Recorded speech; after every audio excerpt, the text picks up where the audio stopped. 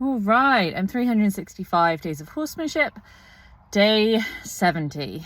Yeah, I am super happy to be back, to be making these videos again. Feels crazy. I've been like catching up on uploading all of my videos. I've just got back from a week on holiday in Poland, which was so wonderful. And yeah, so I've been watching a lot of old videos. So it's kind of like weird and crazy to be actually doing one again. Yeah,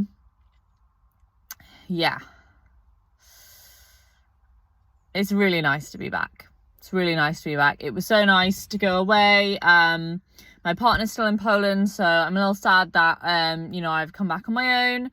And one of the things that really made it worth it for me was to know that I was going to be coming back to see the horses. And I came up today. I've been catching up as well on some of Elsa's videos, with Elsa Sinclair's videos on her Patreon, and that's been really nice as well. There was one particularly this morning that was talking about community that I was watching, and she was talking a little bit about how two horses doesn't make a herd, and how if you have those two horses, they need to be everything for each other, and that can be challenging, and how stress kind of comes up and down naturally in life, and definitely for me, I feel like coming back on my own was actually surprisingly stressful, and I really wanted that connection from them today, so that's what I came up here looking for. And I came to see Lawrence first. I was very indecisive when I arrived about whether I would go to Lawrence first or whether I would go to Mija. And at the last minute, I sort of almost changed my mind. I was going towards Lawrence because I felt that he's likely to be jealous if I go to Mija first, because I have felt that from him occasionally, whereas I've never really felt that from her. And then I was just about to change my mind because it seemed like she might be closer and she probably had already noticed me. And then he looked up from across the field from a really long way away and took a really good long look, trying to work out if it was me or not. And I kind of, shouted to him hey buddy, so he could hear me. And yeah, it was a super nice session. I basically just wanted to flow today. I just wanted to reconnect and spend some time, and I spent a lot of time today in flow with the herds, with the horses, just being, and it was so nice. It was so nice. With Lawrence, basically had a full body massage, and I think that's really nice, because that's obviously what we've been working on for so long, is this massage with him, is getting that. His neck was definitely quite bad, because obviously I haven't massaged him in a week, excuse me. And yeah, and I also did his hips, and my goodness, he was so motivated and interested in it, and keen to be massaged, and that was really nice. And I think that the week away, I think definitely has given him an opportunity to miss the massaging. He actually looks really good.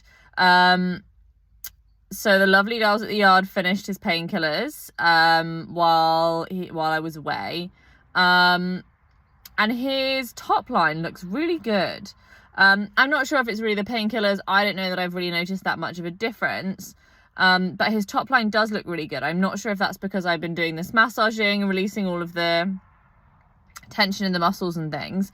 So I'm not really sure. I think I'm just gonna allow the course to be finished and just see how we go, because I think I'm in a place now where I'm happy with where we're at, and there seems to be some progress. And I think definitely this week I'll be trying the poles again with him, and we'll see kind of how that goes. So I think for now I'm just going to kind of wait and see, and just not take any actions, basically, other than continuing to progress this massage.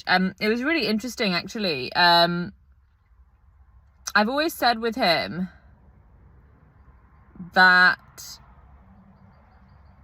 I think he has a lot of baggage and issues around, firstly around, I think castration and the whole situation generally for him of being a gelding is quite challenging. I think he was gelded quite young because he was a racer.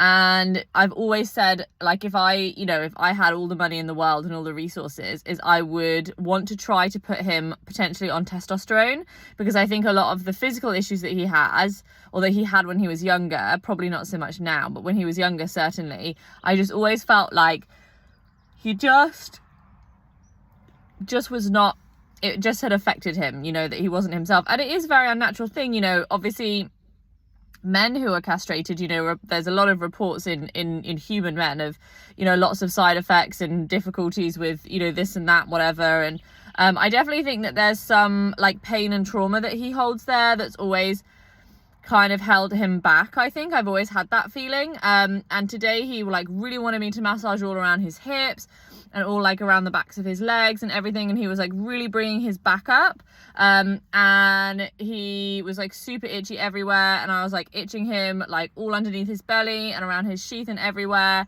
and he really got a lot out of that, and I thought that was really interesting. He did then enjoy it a little bit too much, so I had to quit on that, and I'm in an interesting conundrum because obviously I'm not in the business of becoming a sheath masseuse for my horse, but I thought it was a really interesting reaction that he had. He was really like engaged in his muscles, and I think working out those boundaries of where I can be that doesn't feel I guess too much, and places I think massage him that he's more comfortable with now, like definitely down the backs of his legs. He used to be really like that used to be really painful for him, and today like he really was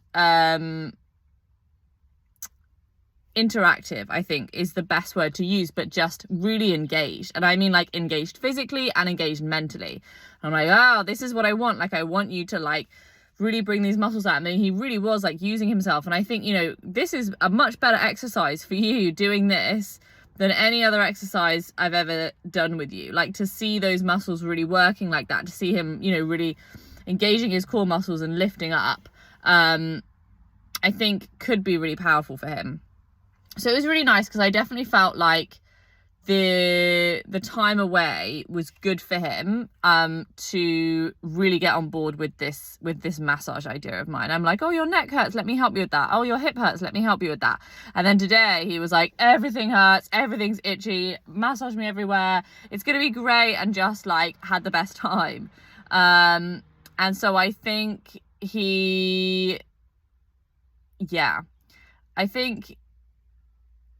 I'm optimistic about that. It was really nice, definitely, to feel like he was like, we had this really, I guess, like deep connection today, like, because it was like, we'd do like some massaging, and then I would come back and like we'd stand and rest for a minute, and then he'd make a focus change, I'd move to the other side, massage his neck on the other side, and then go somewhere else. And yeah, it just felt really just nice, just really nice today. I definitely felt like I could notice a difference in myself, and my own ability to react, I think, to him, like sort of more in the moment, rather than having to like watch a behavior, think about what I'm going to do and then do it. It felt a lot more natural, and so that was really nice too. And I think that I've been able to notice that because of having this break. And I felt the same way with Mia, actually. I went to see Mia as well, which was lovely. She wasn't, as interested as Lawrence was. Lawrence was really nice. The whole herd came down to see me. It was just, I felt like I'd been missed, which was, very rewarding for the ego, of course.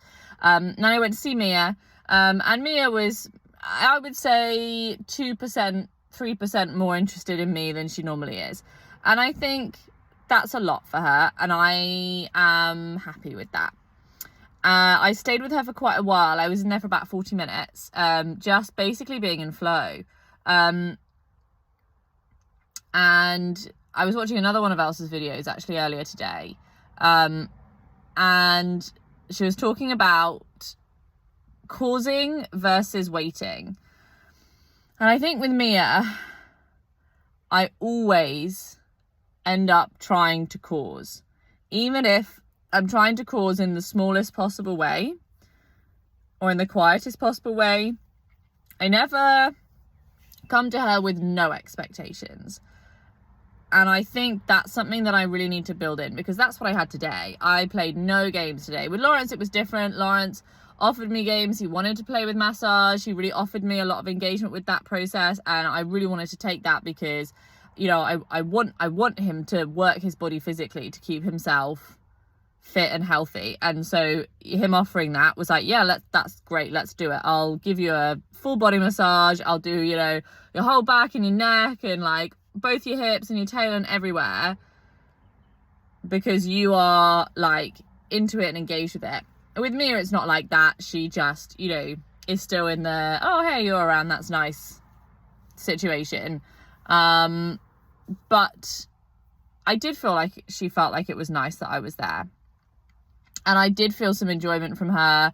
And I really tried with her today to really engage with the herd a bit more. And not just feel like I'm just there focused on her. Kind of trying to be a little bit more like a part of the herd and a part of the environment. Because I think that is important for her. To feel like that I am just another horse in the herd. And to see me interact with the other horses as well, I think is important to her.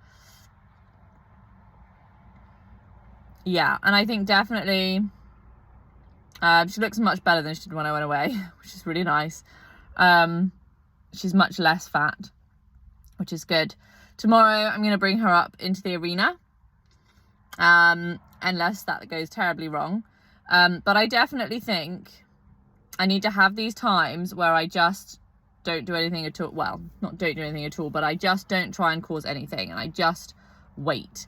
Because actually, I think when she's got this resistance to being forced to do things, the answer is just not to force her to do anything, you know, to just literally be there. And I think I just need to commit to that, and commit to just, that's it. I'm just here today. And I'm not going to try and make anything happen faster. And actually, I think that probably what will happen is things will happen faster because of that with her. I think in some ways that's what she needs. I think she needs a lot of stuff, but I think one of the things she needs is to have those times where she is in control. I was thinking about earlier, I was kind of playing a little bit around with Mia and with Sevillano, who's quite young. And Sevillano was coming. We were all kind of like standing in a line together. And then every now and again, Sevillano would come up behind me, and he would annoy me a little bit, and I would either have to be dominant with him and push him back, or I decided to take a different stance. And when I saw him coming around, I started moving. And I think I could have moved maybe sooner, but what happened was we ended up like swapping places. So one of us was on one side and then the other on the other. And I was thinking what I was doing. I was thinking, I really feel like I'm learning to be a horse here. And I think this idea that like you need to enter as a leader is maybe the wrong choice. You know, I've seen horses grow up and change their position in the hierarchy. Like, you don't need to come in at the place that you want to be. You don't need to come in at the end goal. Like, the end goal is that I am the leader. Like, I am the passive leader in this herd. But I think ultimately, if I'm always trying to lead, then I never get to follow and learn by example. And actually humbling myself and accepting that the horses maybe have something to teach me probably is quite a good shout. So I think that's something that I would like to do more of as well. I think is just being with Mia in the herd, and I think it'll be important with Lawrence as well, and just trying to spend a little bit more time learning from the horses and not being so precious about ever feeling like the horses are impacting me, and trying to learn how they do that, trying to learn to listen, so that I can then emulate that. Because if I don't listen and copy them and follow them, how am I going to know how to lead? So yeah, so I think that's another good lesson from today. Yeah, I'm really happy to be back.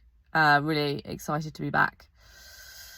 I don't know, I feel like change is in the air. I feel very like lots of things are changing at the moment in life. There's lots of personal growth in all kinds of areas of my life, the horses included. Today definitely felt like there was a shift in the energy, for sure. A positive one, I think, but a difference. Yeah, so I'm really happy because going away, I think, has not been the terrible, scary thing that I thought that it would be.